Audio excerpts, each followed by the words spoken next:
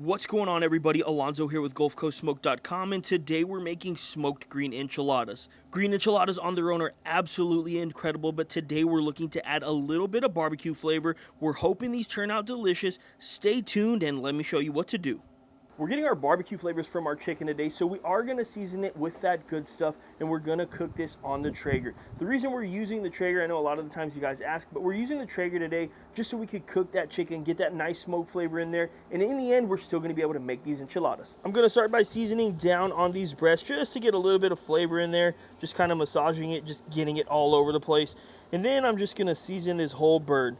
Like I told you guys, we're using that good stuff today, and this is going to bring a lot of those barbecue flavors. I don't need to over season this. There's plenty of good and delicious flavors. We're also going to flip this over, and then I'm just going to get the backside. And if you can't see this, it's really hard to season in the wind, so I would recommend maybe doing this inside, but obviously we're just outside cooking today.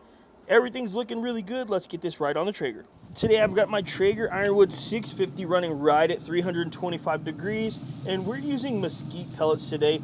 I really want to get some of those nice smoky flavors in here, and mesquite is going to give a little bit more than maybe if I used my pecan or just another blend. So we're trying to get something that puts plenty of smoke flavor on this, and that's exactly what we're going to do. So now I'm just going to let this rock skin side down. I want to get some good color and some texture on the skin. And we'll come and check in about 45 minutes just to see where we're at. While the chicken is rocking and rolling, we're going to get our salsa verde ready. This is going to be on top of the enchiladas in the end. And to make it, it's really simple. For our ingredients, we'll have 9 tomatillos, 1 Roma tomato, 1 jalapeno, a fourth of a white onion, and cilantro to taste. We're also going to use Southern Belle instead of salt to add that flavor to our salsa. First, we'll put in our tomatillos, next our Roma tomato, and last but not least, our jalapeno. Now, optionally, you can use a serrano if you want it a little bit hotter, but I'm just following my mom's ingredients today. Now that our water is boiling, we're just going to let our ingredients boil for around 8 to 10 minutes, and if you're noticing that the onions and the cilantro is not in here, that's completely fine. We'll mix it in at the end. If you're wondering why we didn't add it to this water, this is just the way my mom does it. It's been around 8 minutes, so I'm going to start by putting my white onion in our bowl. And then I'm slowly going to start adding our tomatillos. Next, I'll put in my Roma tomato. And last but not least, our jalapeno. I'm going to make sure to take the stem off before we start blending. Now I'm just going to add all of my cilantro in here, and then we're going to season this up with Southern Belle to taste. We'll start and we'll taste this in a little bit after it's blended just to make sure that we have exactly the saltiness and the pepper and all that good stuff that we want. If you guys don't have Southern Belle, just use salt to taste. If you want to add pepper, that's cool as well. But let's get to blending this up.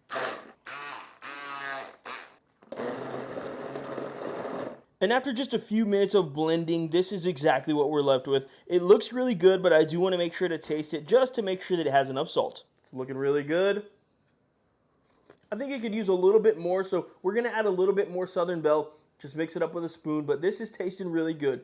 Once you get it to the saltiness that you'd like, you can just leave it to the side. We're not going to use this again for just a little bit.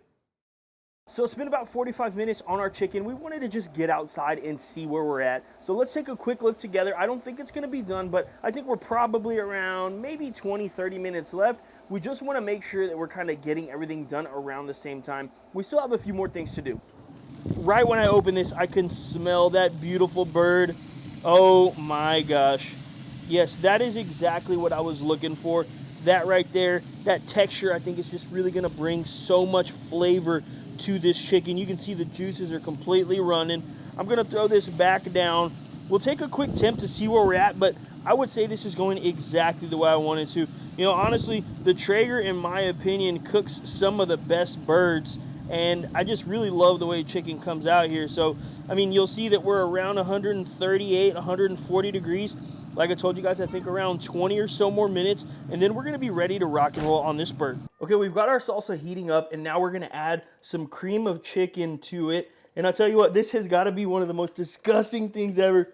Look at how gelatinous that cream of chicken is. Now, if you guys don't want to add this, you don't have to. I know a lot of the Mexican restaurants won't, but this, again, is just the way that my mom does it. This is the way that my sister does it, and she's actually here kind of coaching me through this. So we're going to stir this in, and really what we want here is just a nice consistency that we could pour over the enchiladas here in just a few minutes. And just so everybody at home knows, we did use 2 cans of the 10.5 ounce of this cream of chicken.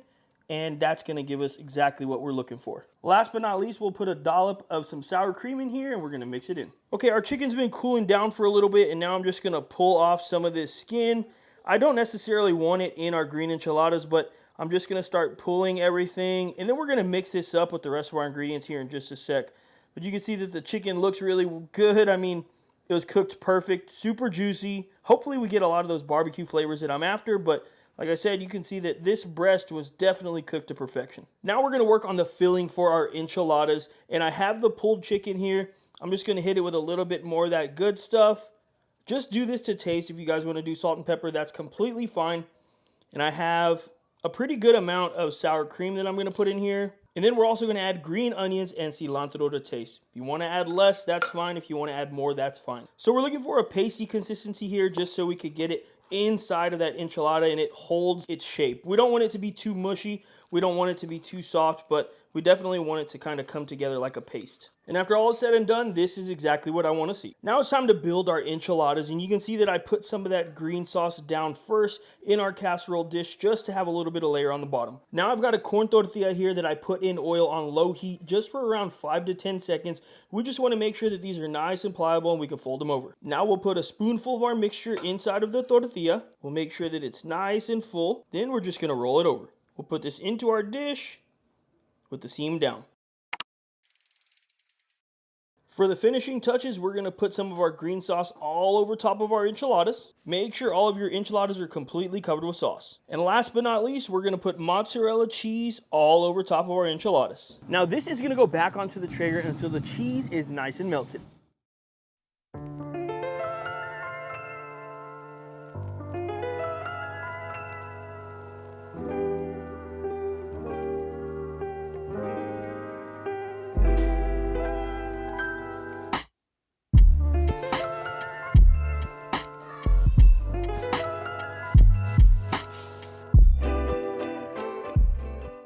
It's actually been a few hours since we made our smoked green enchiladas. I took these directly to my parents and we enjoyed an awesome dinner. We were watching a little bit of the World Series and now I'm back home. I wanted to do the outro just with you guys because it was a little bit hectic at my parents'. The lighting wasn't exactly what I wanted. So let's dive right in. Let's take a bite of our smoked green enchiladas. I could tell you this.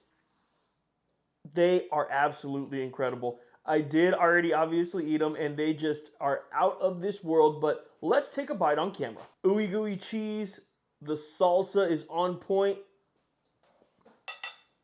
That green sauce that comes through is honestly insane.